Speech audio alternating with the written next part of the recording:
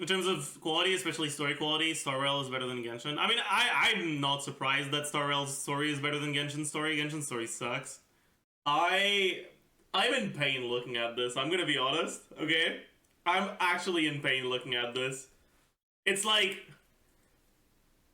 I have never seen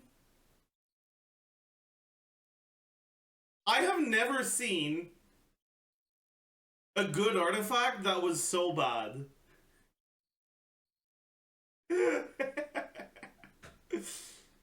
It's like a crit circlets with 3 rolls of crit sub. And it has 3 rolls of ER. But it's on Hu Tao and all the crit rolls are minimum rolls. And it's like...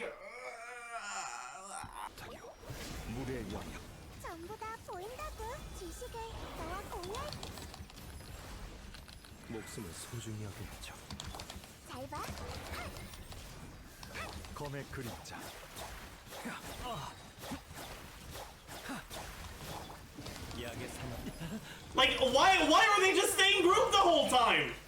This is what I was saying, man. Like, what is this? A Ruin Guard in a test run? Nah, they didn't. They didn't. Why? Why give us a Hyperbloom team and give Lisa a fucking... What? Why? What is this? Like, I was looking at the Hyperbloom damage and it was really low and I was like, I wonder why. That's why? What the fuck? Turn-based games basically cannot survive long-term without power creep, right? Which isn't that big of a deal when it's not a gacha game, but which is a pretty huge problem when it is a gacha game, right?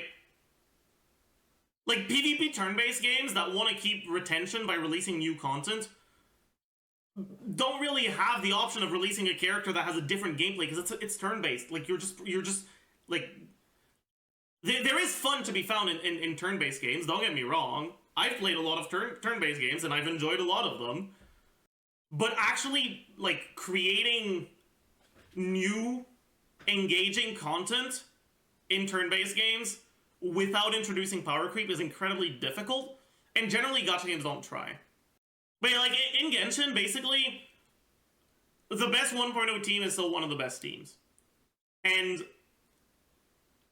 is it the best team in the game? Arguably not. Are there better teams with newer units? Arguably yes. But also, when you have a team that consists of 4 units, every new unit multiplies the amount of possible combinations that you can make by however many units, like by a fuck ton, right? Like, if you have 30 units versus if you have 70 units, it's a lot more possible teams, right? Right, it's like, if I actually calculate real quick, how many units did Genshin start with? Do we know? Does anyone know? Any knowers? 23? 1, 2, 3, 4, 14. 1, 2, 3, 4, 5, 19. Plus 2, 21. Plus main character, 22. 23 if you count GOMC. Let's not, just for simplicity though. 22 characters. 23 plus MC? Where are you getting the 23rd one from? Yeah, how many do we have now? 1, 2, 3, 4, 5, 6, 7, 8, 9, 10, 11, 12, 64. We went from 22 to 64, right? 23 to 64? 22. From 22 to 64. 65 with MC, yeah. 22 to 65, right?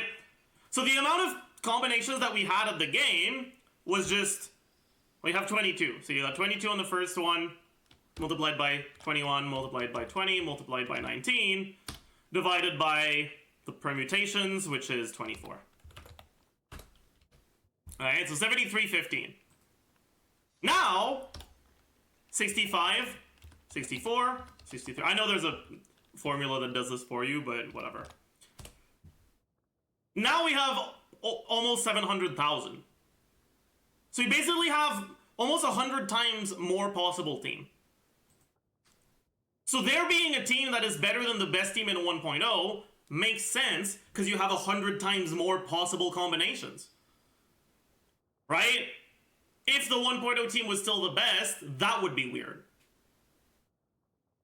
If the 1.0 team was just the worst, like if the best 1.0 team was just nothing compared to the current teams, that would be power creep. If the best 1.0 team is one of the very strong teams right now, that's not really power creep. What's the best team in 1.0? Probably Sucrose National. I would argue Sucrose National would be the best team you can make with 1.0 units. Genshin has been really good at handling power creep, I think. It's the kind of stuff that can always be a problem in the future. But the reality is that Genshin has enough things going for it that there are other ways to make a character appealing to the player base than just making them better than the last one.